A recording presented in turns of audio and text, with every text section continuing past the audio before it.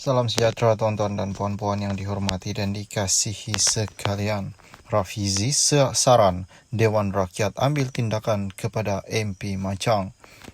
Rafizi Ramli akan mengusulkan supaya pun Dewan Rakyat mengambil tindakan terhadap Wan Ahmad Faisal Wan Ahmad Kamal kerana didakwa membuat kenyataan yang mengelirukan.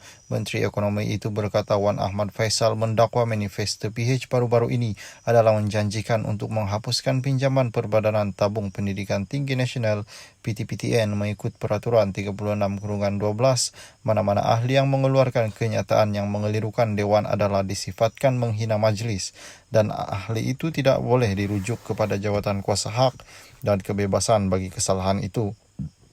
YB Machang sebelum ini menyatakan bahawa dalam manifesto PH sebelum ini ada janji menghapuskan PTPTN.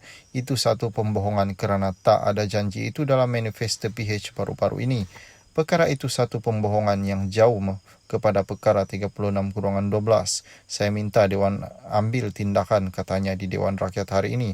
Usul tersebut mendapat keizinan Timbalan Speaker Dewan Rakyat Ramli Muhammad Noor yang kemudian meminta Rafizi membuat usul tersebut secara bertulis. Rafizi berkata demikian ketika mencela sewaktu sesi soal tambah Bidadari Wan Ahmad Faisal berhubung usaha kerajaan untuk membantu golongan miskin dan isi rumah B40 dalam pembayaran pinjaman PTPTN.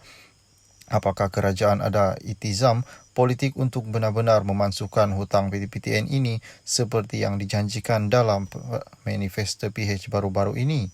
Sekarang ni saya pun maklum pandan, iaitu Rafizi, pejuang tegar PTPTN, dan Hang Tuah Jaya Adam Adli Abdul Halim, aktivis yang benar-benar ingin menjuangkan PTPTN untuk anak muda.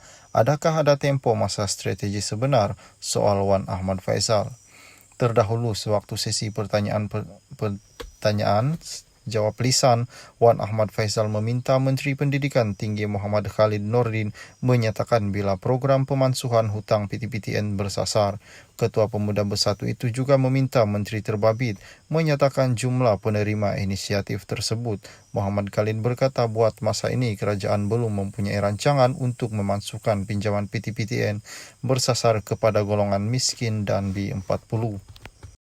Salam sejahtera tuan-tuan dan puan-puan yang dihormati dan dikasihi sekalian.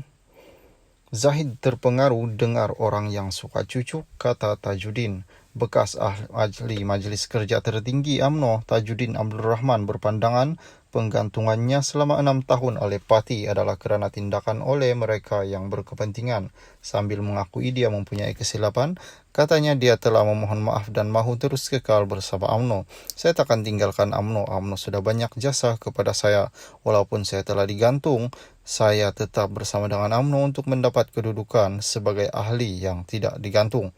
Saya akan cari jalan supaya pun saya kembali menjadi ahli UMNO yang aktif. Jangankan 6 tahun, 6 bulan pun saya tak akan tunggu daripada dibiarkan, katanya. Tetapi mungkin pada waktu itu tindakan saya agak keras sikit. Untuk setakat ini saya akan tunggu sampai pemilihan, katanya. Dalam wawancara itu, bekas ahli Parlimen Pasir Salak tersebut menjelaskan bahawa terdapat pemimpin UMNO lain yang sudah digantung maupun dipecat yang mengajaknya bersama untuk mengatur strategi lain tetapi tidak berjumpa dengan mereka. Tegasnya dia akan kekal bersama UMNO. Saya akan fight dengan apa yang sekalipun supaya pun keputusan penggantungan itu ditarik balik supaya pun saya dapat menjadi ahli aktif seperti biasa, katanya. Tajuddin berkata dia sudah menghantar surat penolakan keputusan penggantungan MKT pada 12 Januari lalu dan menjelaskan